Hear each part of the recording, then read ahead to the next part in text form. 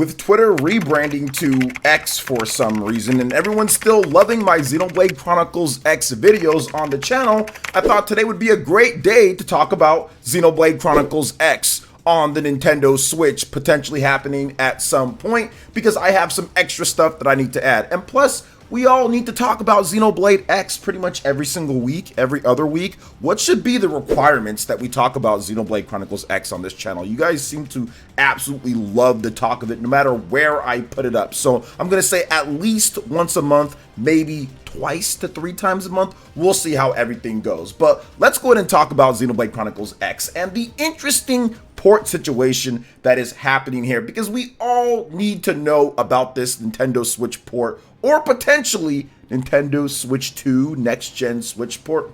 Things are getting interesting for sure. But before we get into all of that, guys, what's good, everyone? OJ here. Welcome back to another video. Please make sure you hit that like button, subscribe if you're someone new, and click that notification bell for the latest on Xenoblade Chronicles RPGs and more. So let's go ahead and jump right into this here. Xenoblade Chronicles X is still not on the Nintendo Switch, despite Xenoblade Chronicles 1 Definitive Edition, Xenoblade Chronicles 2, Xenoblade Chronicles 3, Xenoblade Chronicles 2 Torn of the Golden Country, Xenoblade Chronicles Future Connected, Xenoblade Chronicles Future Redeemed, the whole Xenoblade anthology. I don't know what you call it when there's this many games, but the whole Xenosphere of Xenoblade games are on the Nintendo Switch. But there is one big obvious omission from the Switch list here, and that's Xenoblade Chronicles X. So Nintendo, what is going down? Why has this game not made it over? So let's go ahead and go back before we go forward. So back, I think in 2019, it was a while ago when the Switch was first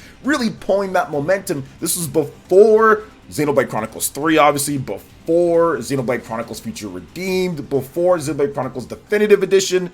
Monolith Soft did talk about how it would be a pricey port to the Nintendo Switch. Now remember, guys, this was just shortly after Xenoblade Chronicles 2 Torn of the Golden Country. Xenoblade Chronicles 2 had not built up the sales that it currently has. Obviously, Xenoblade Chronicles Definitive Edition did not sell what it did, and Xenoblade Chronicles 3 did not sell what it did. Plus, it was during or / before other stuff that Monolith Soft was working on for Nintendo, like Splatoon 3 and like The Legend of Zelda Tears of the Kingdom and all of that. So the circumstances in terms of where Monolith Soft was back then and now have greatly changed. Their team size, some of the people that are working there, their flow, what's going on. The outlook, especially after Xenoblade Chronicles 3 Future Redeemed, is completely different from the whole smorgasbord, the fat plate of stuff that Monolith Soft and the teams that are within Monolith Soft, the multiple locations that they have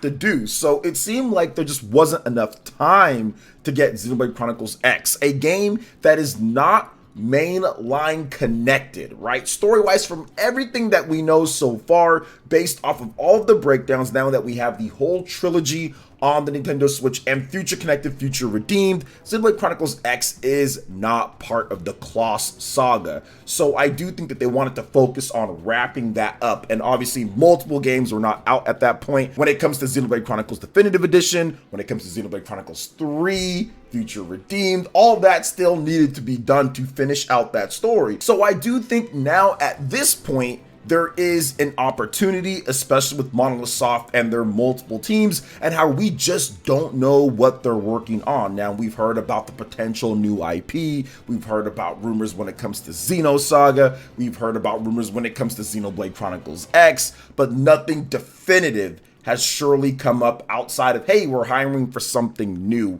at that point. So I don't think now, especially with how Monolith Soft did recently, they talked about how they were actually profitable by quite a bit. I don't think money is the problem here. Monolith Soft is a incredibly focused and I would say aggressive team when it comes to making sure that everything is falling in line with their budgets and what they do and the timeliness of their games. I think that everything is solid there. So I don't think the money would be a problem now at this point. They are in a completely different financial situation.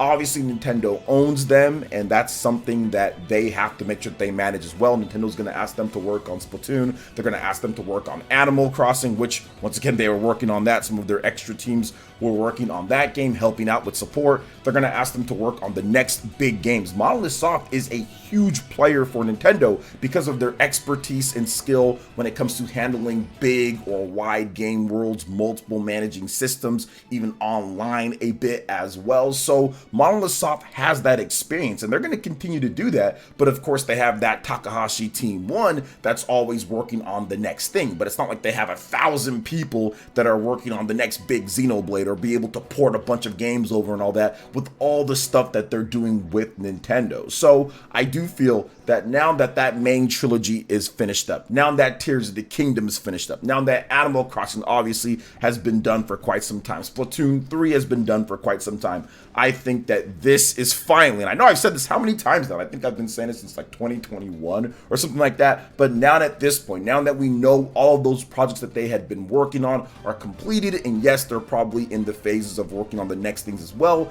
but I think that now is the time that we see something from Xenoblade Chronicles X. Now, here's the thing. We got a Nintendo Direct earlier this year, right? And it was pretty good when it comes down to it, the June Nintendo Direct. I do think that Nintendo is still going to hold steady with another Direct or presentation by the end of the year. So once we see what's going on with that, we can kind of tell, okay, where is Xenoblade Chronicles X going to fit in? Or we could see something like they did back in 2017 where Xenoblade Chronicles 2 was revealed at Nintendo's Switch event. So maybe, just maybe, Xenoblade Chronicles X is a Switch/Switch 2 type of game. It is a cross-gen type of game, or it's just on the next Nintendo Switch. Now, another thing that needs to be noted here that's incredibly important is that Xenoblade Chronicles X ends on a cliffhanger. So since it ends on a cliffhanger, they would need to do something to tie that up. Now, in Xenoblade Chronicles 1,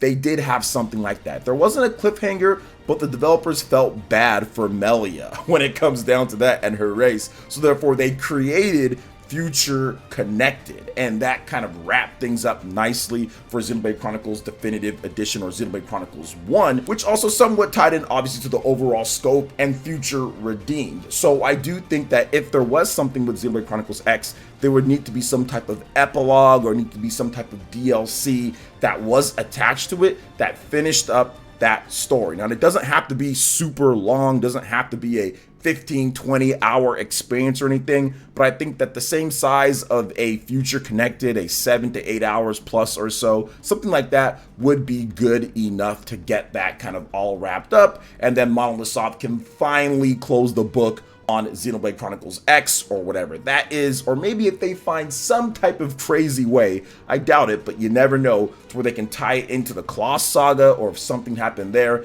I think that would throw Xenoblade fans in for a big loop. So I do think that that could be happening. Once again, doesn't need to be like Torna, doesn't need to be like Future Redeemed, could definitely be a smaller Future Connected style of thing, and I think that would be great. Now, I do feel that it's possible that there could be a full-on sequel that's also coming too, where they just say, hey, we're continuing this storyline since it is separate for the most part. And I think that would be fine if they ported over the game and they wanted to port over the game and then announce a new one in a Nintendo Direct. How hype would that be if Takahashi and team, or if Monolith Soft announces Xenoblade Chronicles X is coming? Oh, and by the way, Xenoblade Chronicles X2 is also in development. Now, Nintendo's done this before. This is not something that is uncommon for Nintendo to do.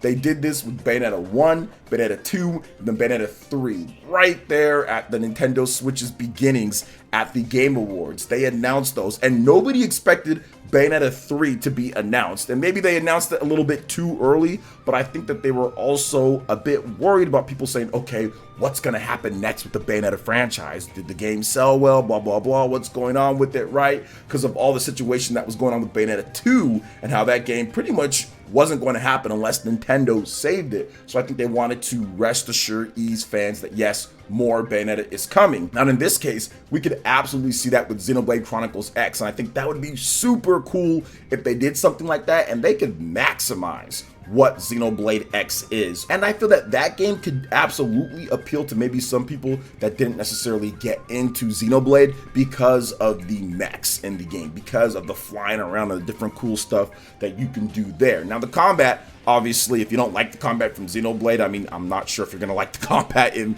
this game as well, because even when you're in the mechs, the combat is fairly the same, with some different things that you can do here and there, like the overdrive and other stuff when it comes down to flying and some of the weapons and all that. But for the most part, don't expect it to play like Gundam Wing or something like that, right? Like where you just have this full arsenal and aerial attacks and all this different type of stuff that's going on, free movement. It's not necessarily that type of game if you've never played it, because I still get people who are asking me, how does the game play like? Because they're too lazy to watch my videos or to just simply look up the gameplay for the game. So just want to make sure that I let that be known right now. Or if you're someone that's watching for the first time, well, now you know at this point. So I do think that all of that is absolutely possible. Now, people are still asking me when it comes to Xenoblade Chronicles X, how that could tie into potentially other Xeno games like Xenosaga and Xenogears, and I hate to be the bearer of bad news, but I don't think that there's any connection there. I don't really think that, oh yeah, since they did maybe,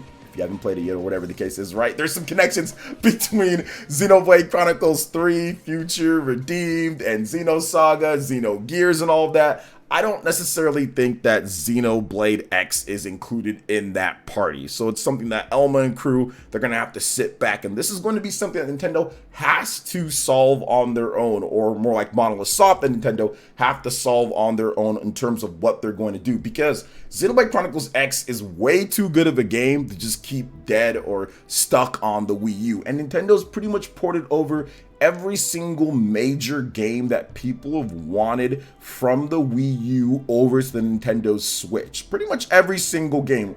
All of the big Wii U games, New Super Mario Bros. We've got a brand new Mario Maker, not the first one, but Mario Maker, Bayonetta 1, Bayonetta 2, all of that, Mario Kart 8 Deluxe, a lot of the big games are on there. Donkey Kong Country Tropical Freeze. So interesting to see what they do here or what the plan is, but I'm excited. I'm looking forward to seeing exactly how it's all going to play out, especially since Monolith Soft has gotten a lot of the work done that needed to be done on the Nintendo Switch with all their games. But what do you guys think about this? Do you feel that Monolith Soft is going to go in a direction to where maybe they have multiple different prongs here with a Xenoblade Chronicles X, a Xenoblade Chronicles X2, an epilogue chapter DLC, something in that realm? Or do you feel that they're going to do something completely different, tie it back in?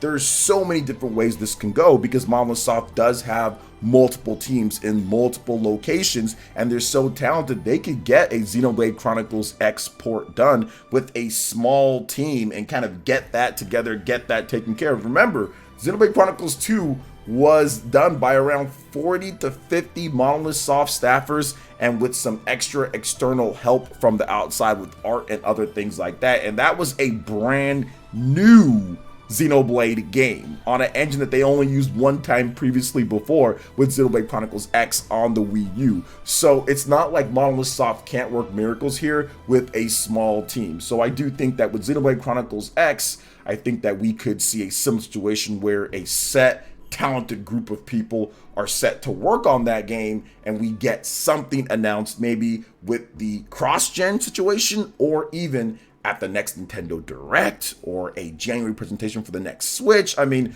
there's all sorts of ways this can go. I've heard all sorts of theories from you guys, but now I want to hear what your thoughts are. Let me know in the comment section, what is the most possible or likely outcome for Xenoblade Chronicles X? Is it going to stay cursed and stuck on the Nintendo Wii U? Are they going to bring it over to the Nintendo Switch? Is it going to come to the Switch and the next gen Switch, or maybe just the next gen Switch or the next Nintendo system? Let me know in the comment section below. All right, guys, that's going to wrap it up for this video here. Thank you so much for watching. I do appreciate it. Please make sure you hit that like button, subscribe if you're someone new, click that notification bell, and check out our other Xenoblade Chronicles videos right here on screen if you want to hear more about what I've had to say in the past about Xenoblade Chronicles X, the Xenoblade Chronicles franchise, other RPGs, and just so much more. Thank you for watching. We'll catch you for the next one.